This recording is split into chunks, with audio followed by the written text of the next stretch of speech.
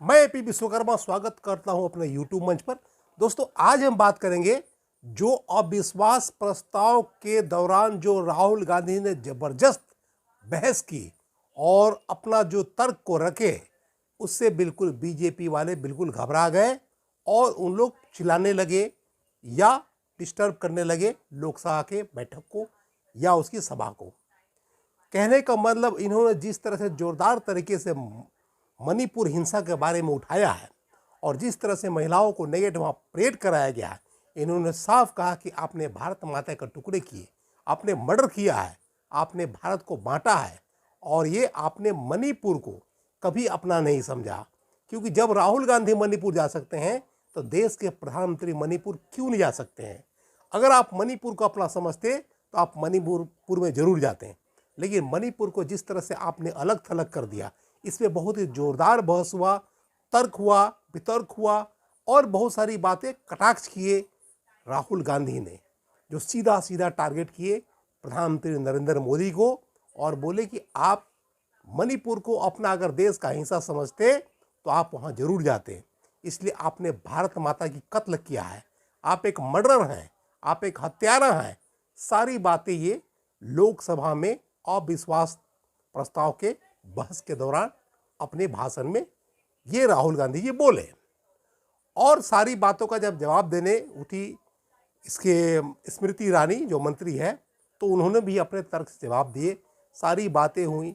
और लेकिन बात में यह हुआ कि जिस तरह से कुछ ऐसी बातें कर देते हैं राहुल गांधी, बचकाना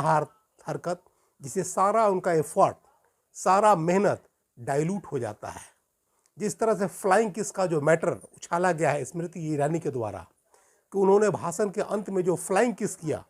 तो उन्होंने मतलब स्मृति ईरानी तो खुद पे ले ली कि हमको फ्लाइंग किस किए और सारी जितने बीजेपी की महिला नेत्री हैं, सारे लोगों ने लोकसभा अध्यक्ष को एक शिकायत पत्र दिया कि इन पे कार्रवाई की जाए और इस तरह से ये गंदी हरकत करते हैं जो कि किसी तरह से क्षम्य नहीं है लोकसभा जैसे पवित्र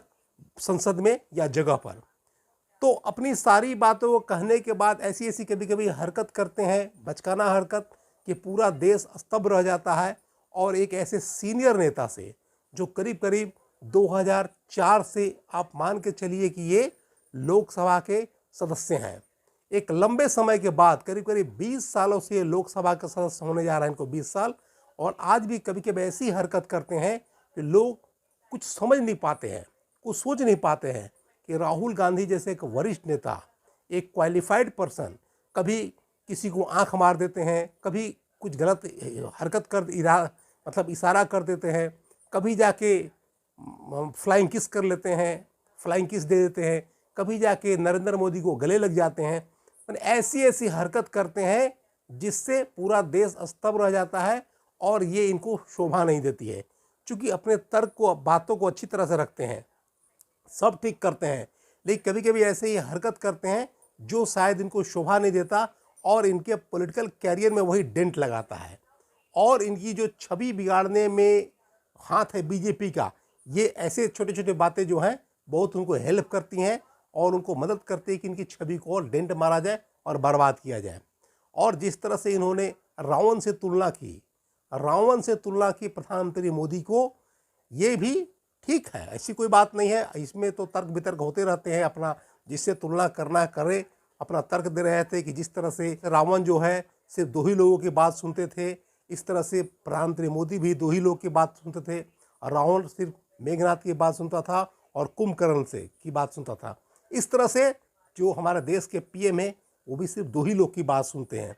तो इस तरह की अपनी बातों को तर्क को रख रहे थे, बोल रहे थे, कह रहे थे, मणिपुर हिंसा के बारे में बता रहे थे और अपनी बातों को रख रहे थे, इसमें कहीं कोई बुराई नहीं है। लेकिन जिस तरह से कभी कभी ऐसी बचकाना हरकत करते हैं जिससे इनकी छवि पर डेंट लगता है, इनको ऐसी लगता है कभी भी इनकी मैच्योरिटी नहीं है आई है, ये परिपक्व नहीं हुए हैं और इनको अभी भी सीखने की ज़रूरत है। जबकि आई थिंक ये 2004 से ही करीब करीब मान के चलिए कि लोकसभा के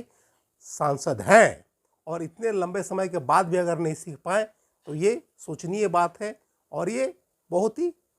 ठीक बात नहीं है, देश के भविष्य के लिए उचित नहीं है। क्योंकि विपक्ष का नेता जिसको 52 सांसद हैं और जो आने वाला फ्यूचर है, या जो बीजेपी को टक्कर दे सकता है, बीजेपी को जो मात दे सकता है, उसके जो बड़े नेता इस तरह से हरकत करेंगे तो कहीं न कहीं पूरे देश को सोचना पड़ेगा। और बीजेपी को जो चुनौती देने वाले हैं वो नेता शायद वो भी डिमोटिवेट होंगे इस तरह की हरकत